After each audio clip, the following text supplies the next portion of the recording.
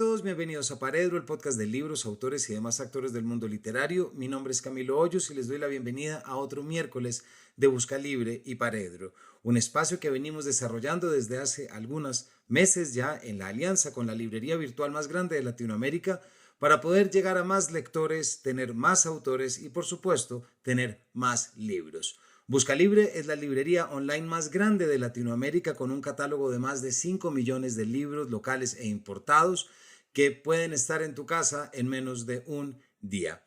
Nos unimos Paredro y Busca Libre con el propósito de llegar a más lectores a partir de entrevistas no muy distintas de las que realizamos en nuestra programación del sábado. Y el día de hoy estaremos hablando con una autora mexicana, autora de una novela que habla al oído de muchos temas que están ocurriendo como nos gusta aquí en Paredro, porque son novelas que nos permiten mejor entender nuestra realidad y tener más elementos para abordarla y para poder hablar de ella. Me refiero a la autora mexicana Laura Baeza, autora de la novela Niebla Ardiente, publicada en julio de 2022, por lo menos la primera edición en Colombia de julio de 2022, en Alfaguara. Se trata de una novela que habla, como ya les decía ahora, muy de cerca acerca de dos temas que han cobrado una importancia, como lo es el feminicidio, pero con otro que está llegando a los espacios que necesitamos que llegue, como lo es la salud mental. Laura Baeza, asimismo, nació en Campeche en 1988.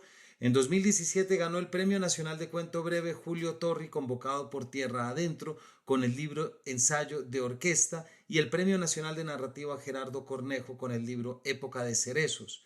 En 2018 fue seleccionada por la FIL Guadalajara dentro del programa Al Ruedo 8 Talentos Mexicanos como una de las propuestas narrativas para el futuro. Es antologadora de Mexicanas, 13 narrativas contemporáneas, publicado por Fondo Blanco en 2021, y varios de sus textos han sido publicados en revistas y antologías en México y el extranjero. Actualmente, además de escribir ficción, se dedica al trabajo editorial y a la creación de contenidos. Esta es su primera novela, así que sin mayores preámbulos los dejamos con otro miércoles de Busca Libre y Paredro con Laura Baeza y su Niebla Ardiente. Bienvenidos. Bueno, Laura, en primer lugar, bienvenida a Paredro. Muchas gracias. Qué gusto estar juntos a pesar de que no lo estamos, pero gracias a la virtualidad sí se puede. Así es, Laura. Muchísimas gracias que podamos estar aquí charlando. Yo tenía muchas ganas de charlar contigo. Bueno, ya nos conocimos en el Festival de Mapa de Lenguas, también por este medio y estuvimos hablando.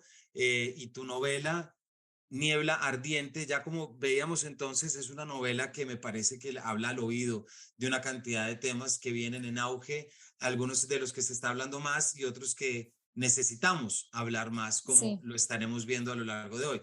Así que quiero entrar un poquito a saco, como dicen los españoles, Laura, y preguntarte por la primera escena de tu novela, porque creo que tu primera escena y las primeras páginas son en realidad un rodeo y uno no se espera de repente esa pequeña mención a vio a Irene en el grupo con la ropa sucia y un suéter de lona percudido. Esto Sí. estamos hablando de Esther en el 2013 viendo una manifestación en México donde ve a su hermana desaparecida, su hermana muerta.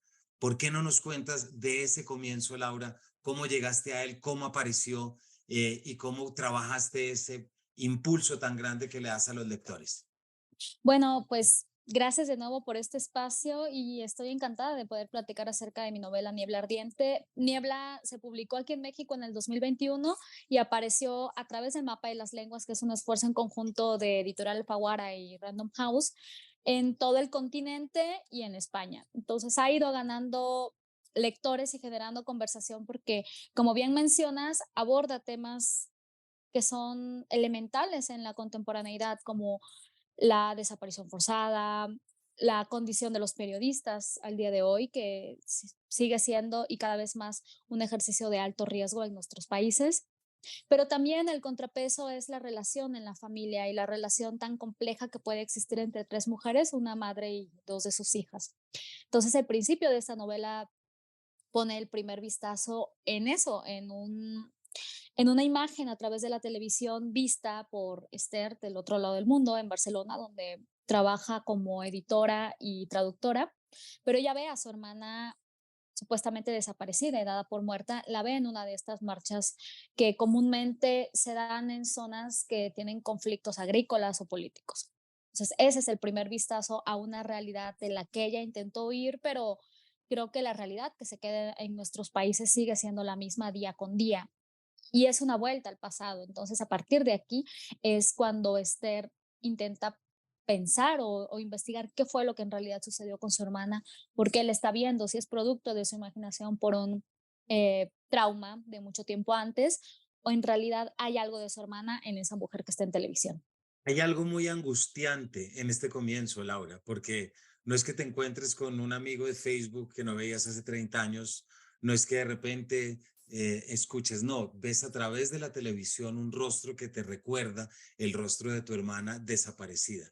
Me intriga mucho, ¿se te ocurrió fácil que fuera un medio televisivo? Porque es que hay un componente ahí geográfico muy importante, ¿cierto? Porque Esther viaja a España huyendo del dolor de la desaparición de su hermana y luego desde el otro lado donde está buscando un poquito de tranquilidad, ve una pantalla que le muestra que su hermana puede estar del otro lado, es desde donde se fue. ¿Hay algo ahí que de pronto te haya sonado? Sí, bueno, esta novela surgió también porque yo me encontraba ahí y porque tomé elementos de la realidad del 2012, 2013, que eran esos, era ver desde otro punto qué estaba sucediendo en mi país, pero verlo con otros ojos, verlo con los ojos de la interpretación que le da el extranjero a la realidad que nosotros conocemos por el día a día. Entonces, la televisión jugaba un papel importante como ahora lo juegan las redes sociales. Era mucho más sencillo, acceder casi por casualidad a esto, porque siempre hay un filtro en cuanto a lo que se muestra fuera de nuestros países, que se muestra, pues, el horror que con el que convivimos constantemente. Pero también hay mucho de eso en estas apariciones fortuitas.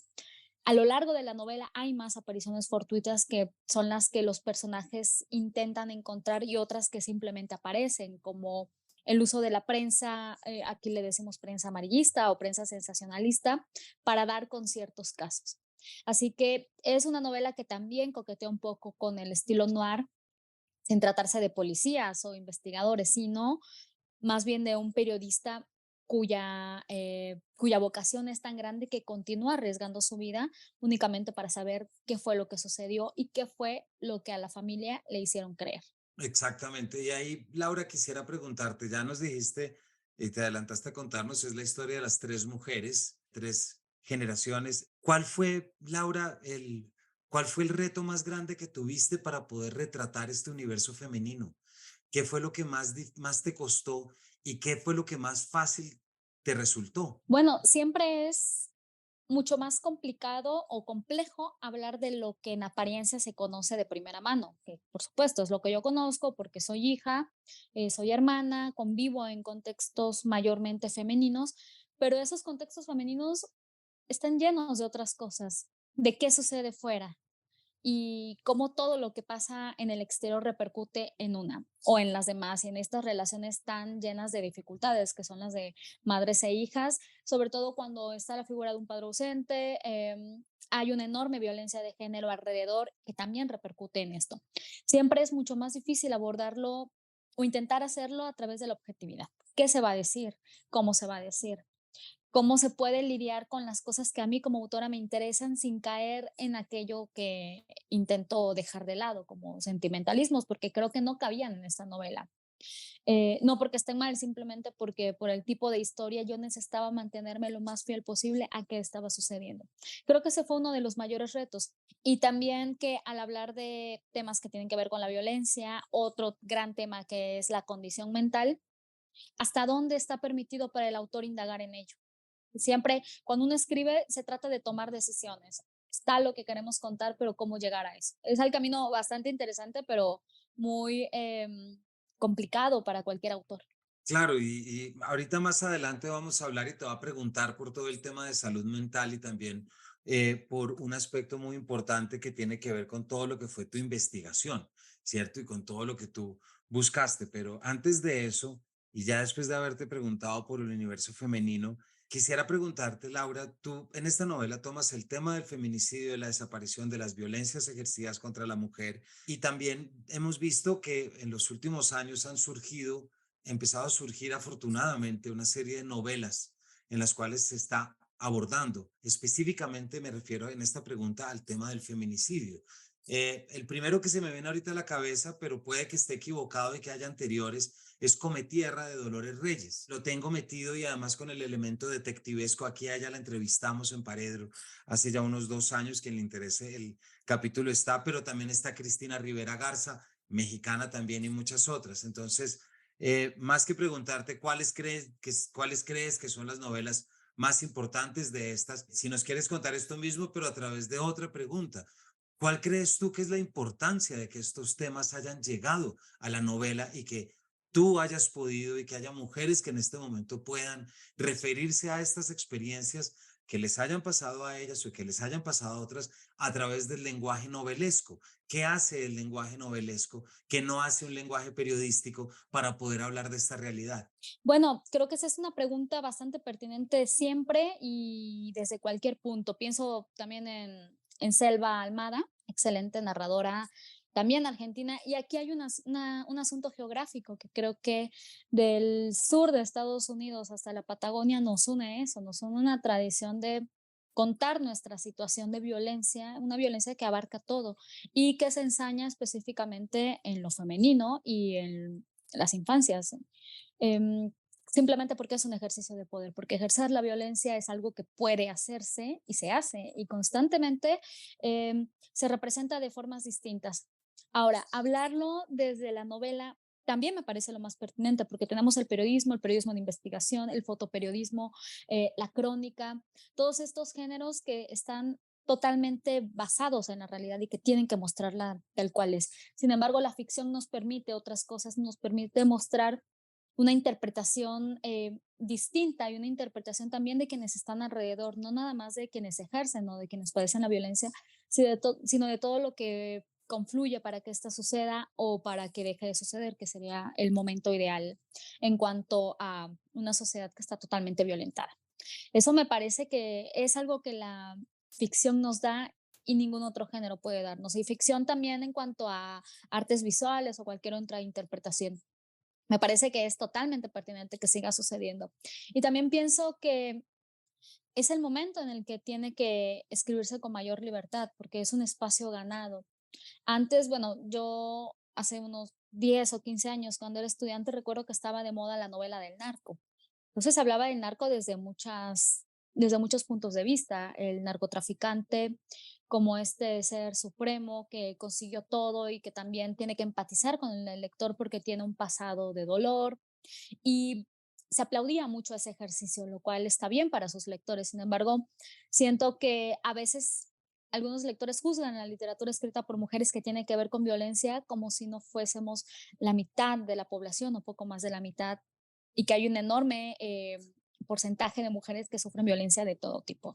Así que es una representación de la realidad que tendría que estarse llevando a la mesa de discusión y hacer algo al respecto.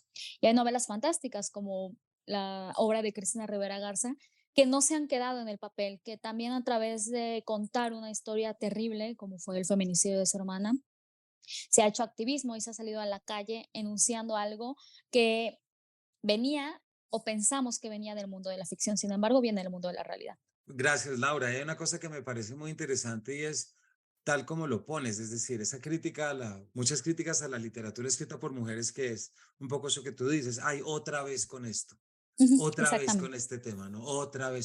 Cuando no es que sea otra vez, es que siempre ha estado allí. Es decir, no es que sea de nuevo, es que no hay un de nuevo, es un siempre. Y es aquello que se empieza a visibilizar y finalmente podemos empezar a referirnos sobre eso. Entonces, quisiera preguntarte, Laura, y también tomando trasfondo lo que nos dices del activismo que surge, por ejemplo, de la novela de Cristina Rivera Garza, ¿hay alguna anécdota que te haya pasado a ti con lectores, es decir, en el plano de la realidad que nos quieras contar? Sí, me ha sucedido un poco de todo. Cuando Niebla Ardiente comenzó a ganar lectores, muchos a través de las redes sociales, que es un medio de comunicación impresionante para la literatura, Me sucedía que en los clubes de lectura las lectoras hablaban y se expresaban y decían muchas cosas que necesitaban poner en palabras con otras personas. Y muchos lectores hombres me escribían en privado. Entonces siento que al abordar estos temas todavía tenemos un trecho que no se está explorando, que es quitarle a la literatura escrita por mujeres esa carga de que solamente puede llegar a mujeres. Es literatura y es literatura que estamos haciendo nosotras, sin embargo, abarca todo. Y eso me pareció muy interesante porque me escribían padres de chicas que eso fue bastante fuerte. Yo no pensé que me fuera a suceder, pero padres de chicas que nunca más, ellos nunca más supieron qué sucedía con ellas, no sabían si se habían ido o si las habían sustraído. También personas que cuidaban a otras, porque la novela también va un poco sobre los cuidados, y era públicamente quienes hablaban eran las mujeres y quienes lo decían en privado eran los hombres. Esto creo que fue algo que de lo que me di cuenta porque es bastante notorio que todavía seguimos segmentando los temas de la escritura.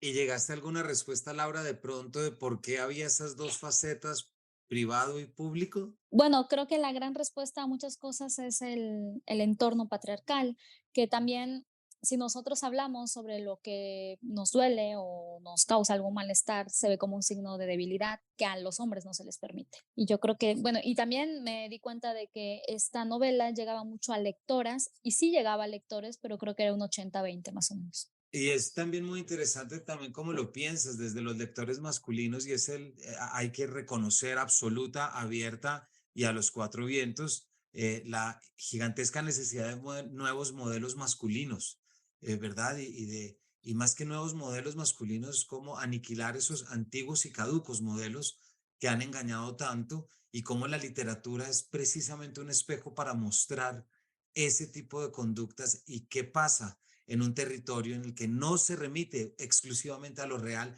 porque la experiencia es literaria. Ahí hay muchos lectores hombres que aprenderán mucho metiéndose en estos universos para poder darse la oportunidad de nombrar las cosas de una manera distinta, sin miedo y liberados del pudor. No sé si estás de acuerdo con eso.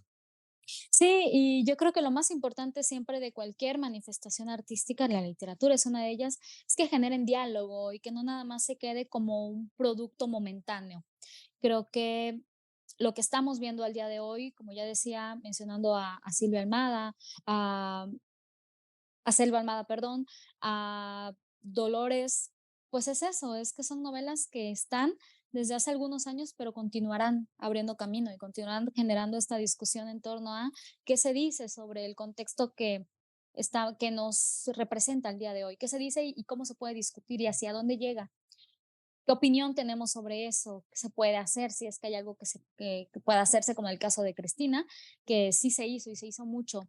Quizá no se va a reparar jamás ese daño porque es una pérdida, pero sí se puede comenzar a poner en palabras algo que de verdad sucedió y nosotros apenas conocimos por medio de la literatura. Exactamente, Laura, muchas gracias. Si tomamos otros temas, y nos hemos referido a algunos, tu novela ensancha, me parece, esas distintas violencias sobre la mujer, la que ya habíamos visto, porque introduces un tema del que empezamos a hablar un poquito a los 6 meses de aislamiento, cuando debimos haber empezado a hablar mucho antes, que es la salud mental. Aquí en Colombia, por lo menos, se empezó a hablar sin problemas, sin tapujos, únicamente después del aislamiento. Antes hablar de esto era todavía muy prematuro y la gente creía que se estaba refiriendo un poco inocentemente a una vulnerabilidad, como tú lo estás diciendo. Más sin embargo, aquí de nuevo la literatura debe cumplir ese papel de poder ventilar y sacar de la jaula de lo invisible esas realidades. Y creo que está perfectamente retratada por todo lo que tú cuentas de Irene, desde lo que es un diagnóstico, desde lo que es un cuidado y después de lo que puede ser un final o las consecuencias. ¿Desde qué momento, Laura, te empieza a interesar a ti la salud mental y en qué momento te das cuenta que ya se te convierte en un tema literario con una cabida tan grande como la que le das en esta novela? Con esta novela en particular me sucedió algo que no me había pasado antes cuando me interesaba algún tema para escribir. Al principio la novela nada más tenía dos temas. Uno era la condición de los periodistas, la situación de los periodistas y la enorme violencia que se ejerce sobre ellos. México es probablemente el segundo país, bueno, quizá ahora es el tercer país con mayor violencia hacia los periodistas. Apenas la semana pasada uno fue asesinado y es la situación constante. Entonces, iba de eso y también iba de la violencia de género. Yo necesitaba unir esos 2 temas y trabajar en ellos. Sin embargo, cuando me enfoqué en el tercer tema, que era el de la familia, y no era un tema aún, simplemente era el escenario de estos personajes, me di cuenta de que también había cosas importantes que sucedían dentro de esa familia y tenían que ver con otra cosa que a mí me interesa mucho, que es la condición mental. Entonces, ese tercer tema, que es la condición mental, que después se fue perfilando hacia la salud mental, empezó a tener mucho más peso. Comencé a hacer más investigación y fue a través de la investigación que me di cuenta de la importancia y la pertinencia dentro de esta historia. Pero yo no pensaba en términos salud mental. Creo que cuando empecé a escribir en el 2013, o cuando comencé a pensar en esta historia, sabía que estaba ahí. Sin embargo, yo no podía nombrarlo porque no era tan común. A pesar de que yo llevo mucho tiempo también con acompañamiento psicológico, para mí no era tan común ponerle ese nombre. Y con el paso del tiempo sí fue ganando terreno nombrar las cosas como son. Cuando la novela salió, que salió en el 2021, ya estaba el término, ya todos hablábamos acerca de salud mental, más que de condición mental, hablábamos de salud mental, que es a lo que estábamos aspirando llegar, y se convirtió en una forma de catalogar esta novela, lo cual me da mucho gusto porque significa que en unos años algo tan importante fue ganando peso y fue siendo reconocido como una necesidad, al igual que la salud física. Eh, entonces, por eso la novela, cuando los lectores hablan de ella, sí se habla en términos de salud mental, aunque no fue pensada de esa manera. Laura, ¿y qué fue lo que más aprendiste o que no supieras antes sobre la salud mental y que te metes? Porque, de nuevo, es un tema en el que siempre hemos escuchado de manera solapada o de manera abierta. Todas las familias esconden a alguien que tiene condiciones mentales o tiene una salud mental que ha perjudicado algo. Cuando te metes a investigar, ¿qué aprendes que te haya sorprendido que antes no supieras? Bueno, aprendí muchas cosas a nivel técnico mientras hacía la investigación, porque se trata de una joven que empieza a padecer esquizofrenia a muy temprana edad. Comencé a investigar todo eso y a poner en palabras mi desconocimiento, más que mi conocimiento, porque mi conocimiento sigue siendo bastante pequeño en cuanto a lo que representa todo esto, pero sí mi desconocimiento, y traté de verlo con los ojos de una familia completamente preocupada por un diagnóstico que saben que les va a complicar el resto de la vida. Eso fue lo que yo iba aprendiendo en la medida en la que comenzaba a trabajar más sobre este tema en la novela. Pero otra cosa que también llegó con los lectores fueron los testimonios. Y justo ahora que lo mencionabas, en cada familia, como dicen los autores clásicos, en cada familia suceden cosas y cada familia las lleva de una forma diferente. Muchas de mis lectoras hablaban acerca de los cuidados hacia la madre que poco a poco iba teniendo demencia, hacia los hermanos con alguna condición, hacia un hijo con cierta discapacidad. Y me hablaban también de lo que yo puse en la novela de forma intuitiva o simplemente con otros testimonios, que era el hartazgo. Y era un hartazgo totalmente válido y vergonzoso, porque nadie puede decir que está harto de cuidar de otra persona. No se puede decir porque es casi un pecado, porque venimos de esa tradición en la que lo que no está aprobado por una conciencia que siempre ha estado ahí es pecado y es repudio y es todo lo que no se puede decir. Y crecemos con esa vergüenza. Y todo esto que a mí también me daba mucho miedo poner, porque no es mi historia, es una historia colectiva, me lo decían mis lectores y para mí significaba siempre un aprendizaje y también intentar llegar a esa empatía y comprender que son decisiones que nunca serán fáciles para la familia, sin embargo son decisiones que tienen que tomarse, como hay una parte en la novela en la que Irene tiene que estar en otro lugar porque su familia ya no puede hacerse cargo de ella. Y mis lectores me decían eso, que ahí encontraban esa vergüenza que algunos habían padecido o que sabían que otras personas experimentaban todo el tiempo. ¿Tú recuerdas, Laura, de pronto el momento en el que caíste en cuenta y dijiste miércoles, escribí una historia que le habla a mucha gente? Sí, me di cuenta cuando empezó a leerse y que me llegaban estos comentarios. Creo que siempre con estos temas uno se mete en situaciones bastante complicadas, muy complejas. No es algo que a mí me haya sucedido en mi círculo cercano. Por lo tanto, estaba explorando con mucho cuidado y con mucho respeto algo que no me correspondía, pero que yo estaba observando y que me interesaba comprender.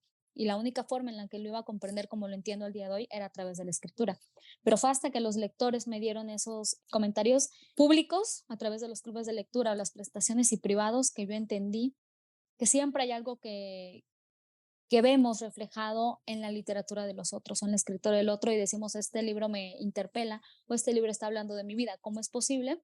Simplemente creo que el autor hace un análisis acerca de algo que, si bien no le corresponde directamente, está ahí y hay una preocupación y hay que voltear a verlo. Nunca hay temas menores en lo que se escribe. Claro, y también me pone sobre la mesa otra cosa, Laura, que me parece que son esas verdades que aquí, por lo menos en Paredro, a mí me gusta mucho traer, y es que todos los temas se permiten para todo el mundo siempre y cuando se aborden de manera responsable, ética, empática, técnica, etcétera, etcétera. Es decir, no tienes que haber pasado por algo para poder escribir sobre eso, porque si termináramos en esos absolutismos, entonces habría muchas cosas que tocaría callar y es mejor hablarlas si se piensan desde lo ético y desde ese punto responsable.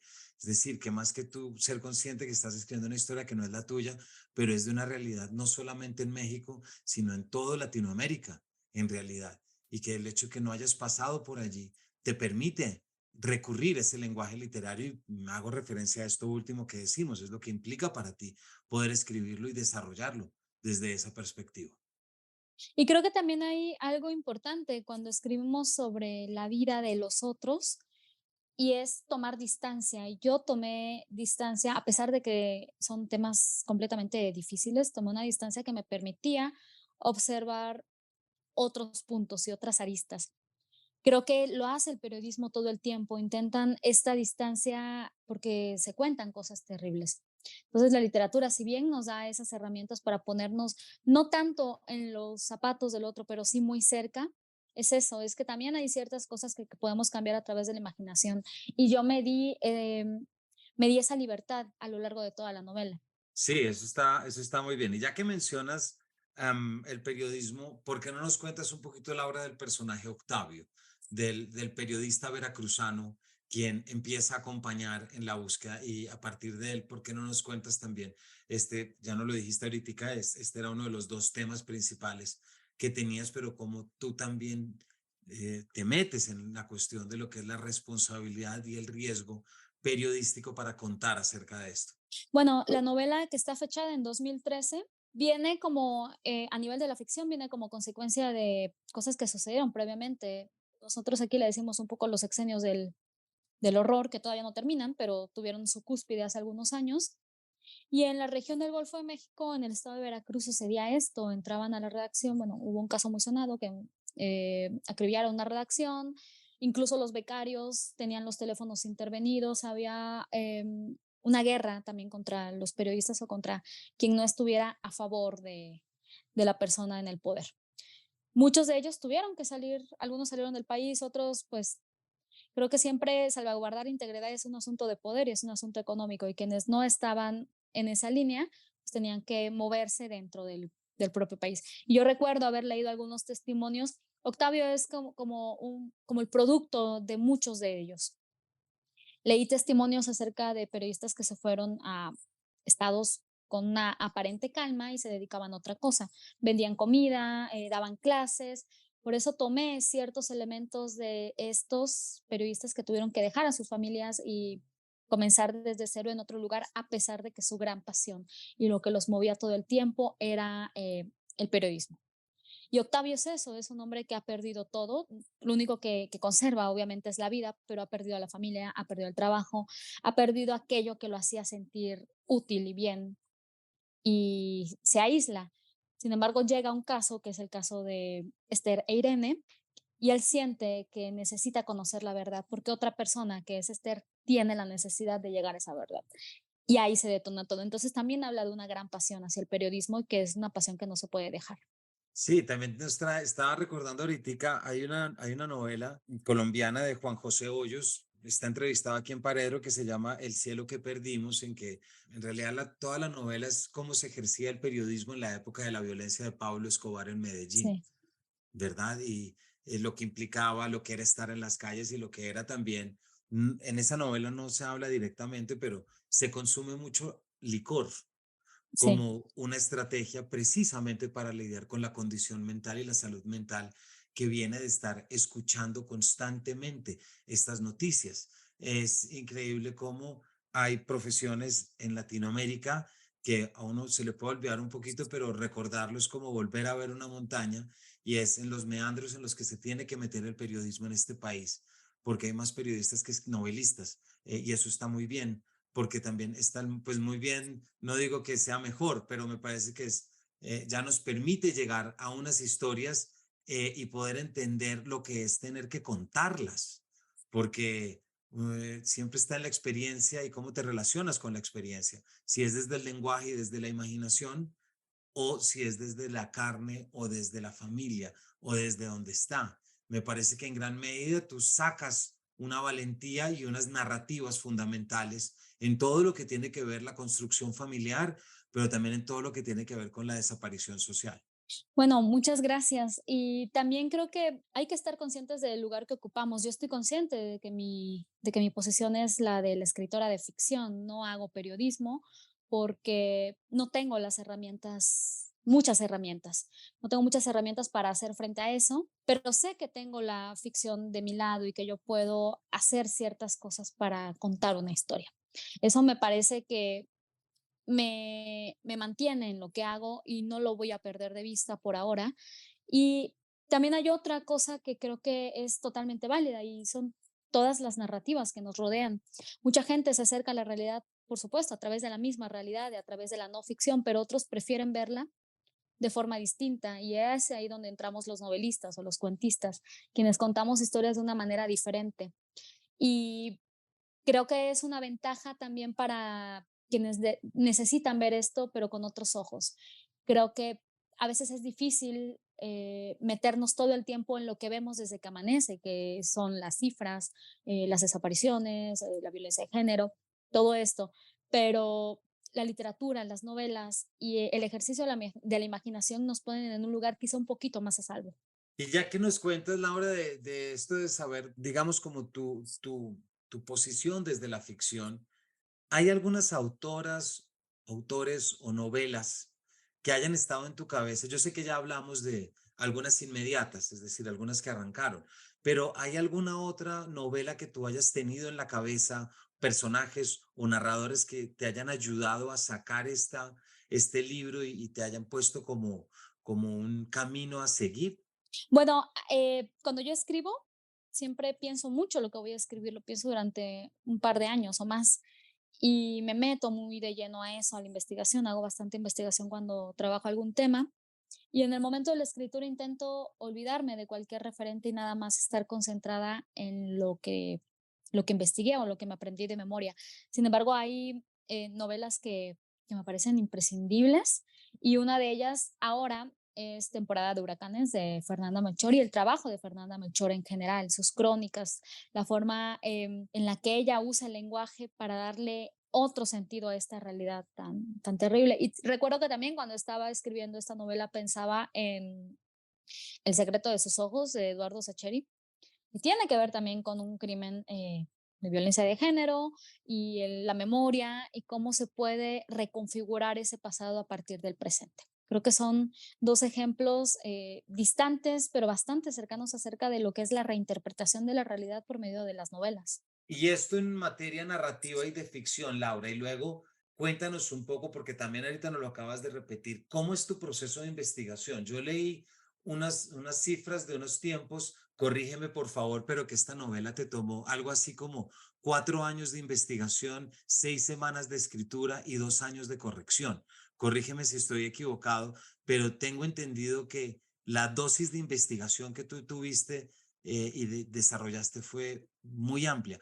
¿Cómo lo organizaste? ¿Cómo fue ese proceso? Porque siempre que una investigación termine en una escritura novelesca y ficcional, no es igual a que termine en un reportaje periodístico, ¿cierto? Exactamente, sí, totalmente. Y entra el factor de la temporalidad, cuándo se va a publicar. Cuando escribes no ficción o lo haces para algún medio periodístico, siempre, aunque sean crónicas, siempre es ya y siempre es hablar en presente. Para los que escribimos ficción es hablar en pasado, pero se habla de un pasado que sigue activo. Y sí, los tiempos son correctos. Yo comencé a pensar esta novela en el 2013. Sin embargo, investigaba, me dediqué a hacer ese trabajo de campo durante unos 3, 4 años, pero hice un trabajo que iba mucho hacia el de boca en boca, porque a mí no me interesan los números oficiales. Los números oficiales dicen que México es Suecia. A mí me interesa lo que dice la gente y me metí mucho en esa época a los blogs. En los blogs llegaba a leer unos comentarios que luego me llevaban a otra página y cuando volvía tiempo después, la página ya no estaba. Luego buscaba por otro lado, llegaba a un foro que me llevaba a un video y cuando llegaba otra vez, no sé, 2 semanas más tarde ya no estaba el comentario y así era constantemente como salir de casa y tratar de encontrar las mismas personas que dijeran eso y eran personas que cambiaban todo el tiempo. Lo que hacía era aprenderme todo lo que leía, aprendérmelo de memoria para tener ese acervo, pero más que acervo para tratar de comprenderlo como si a mí me lo estuvieran contando, como hacer entrevistas sin tener entrevistado. Y fui a una exposición terrible aquí en la Ciudad de México que era sobre los feminicidios y terrible por todo lo que involucra. Y vi muchos documentales, me estuve empapando del tema, a pesar de que es con lo que uno convive todo el tiempo. Eso es por un lado, por el tema de la violencia de género. Y por el tema de la condición mental y la salud mental, pues bueno, como mi formación no tiene nada que ver ni con psicología, ni con medicina, ni nada de eso, era intentar comprender a partir de cero y desde mi total ignorancia y también ponerme en el papel de qué pensaría la familia cuando le dieran el diagnóstico y todo eso, pero siempre buscando lo más básico, palabras sencillas para que yo pudiera comprenderlo como lo comprendería la hermana o la madre de un chico diagnosticado con esquizofrenia a temprana edad. Ese era el proceso de investigación y después por situaciones personales, me encerré a escribir y fueron más o menos sí 6 semanas de una escritura frenética, de muchas, muchas páginas. El manuscrito terminó con más de 350, de las cuales después ya en el proceso que más disfruto, que es la edición de mi propio trabajo, hice a un lado lo que no tenía lugar y dejé lo que yo consideraba que era el sustento para esta novela. Entonces sí fueron años en los que me concentré en esos temas que han dado pie a otras cosas que también me interesan, pero me concentré mucho en esos temas, hacía otro tipo de trabajos para editoriales o dando clases, escribí cosas diferentes, sin embargo, eran los temas y son los temas que a mí me interesan y tuvieron el resultado de esta novela. No, pues estupendo, Laura, muchísimas gracias. Se nos está acabando ya el tiempo, pero bueno, de hecho tenía dos pequeñitas, pero no sé si me da el tiempo, porque la primera ya nos has hablado un poco, porque a mí siempre me gusta preguntar cuando son temas que surgen así y que reflejan tanto elementos de nuestra realidad, me gusta mucho preguntarle a las autoras cómo fue tu experiencia.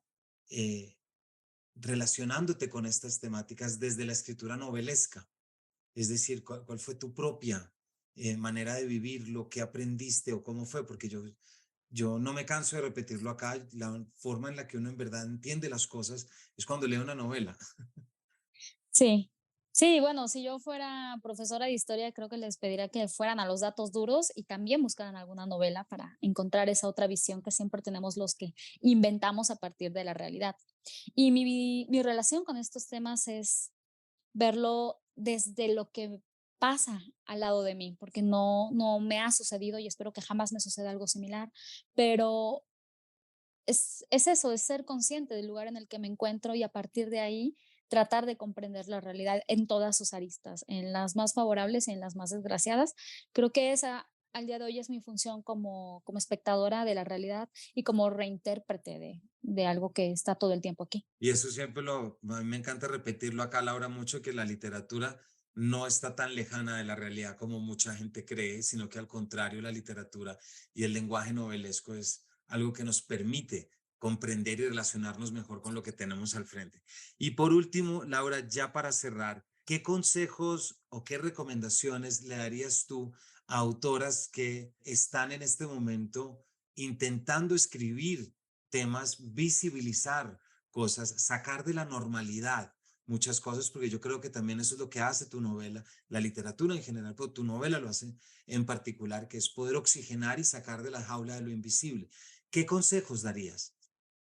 Bueno, yo les diría que no hay temas menores, no hay un tema que no sea importante. Creo que si nosotros lo tenemos en mente para escribirlo, es un tema importante porque nos compete y porque puede tener muchas más respuestas que preguntas.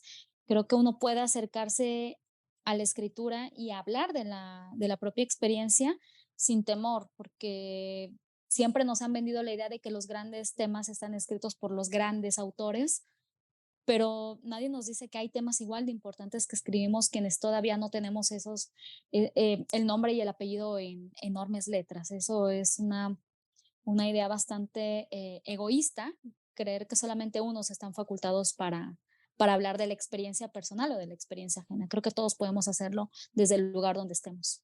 No puedo estar más de acuerdo, Laura, con esas palabras. Para nuestra audiencia hemos estado hablando de Niebla Ardiente de Laura Baeza, publicada por Alfaguara, aquí en Colombia, por lo menos una primera edición en julio de Sí. 2022. Laura, muchísimas gracias por habernos acompañado en este miércoles de Busca Libre y de Paredro. Bueno, muchísimas gracias a ti, Camilo, por este espacio y yo encantada. Espero muy pronto regresar a Colombia y que podamos tener la charla de tú a tú.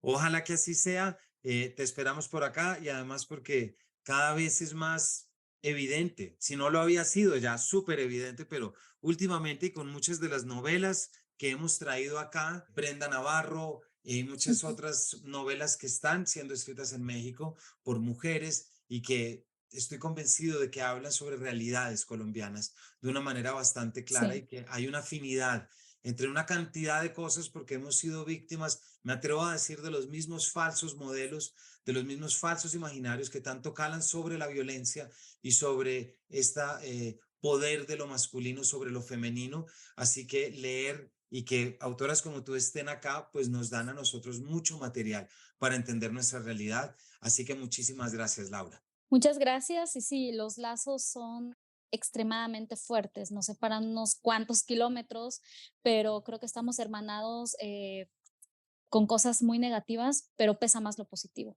Así es, eso también estamos de acuerdo. Así que muchísimas gracias, Laura. A todos ustedes, de nuevo, Niebla Ardiente de Laura Baeza para este miércoles de Busca Libre y Paredro. Ya saben que a través de la página de Busca Libre pueden pedirlo y les llegará con suerte mañana mismo.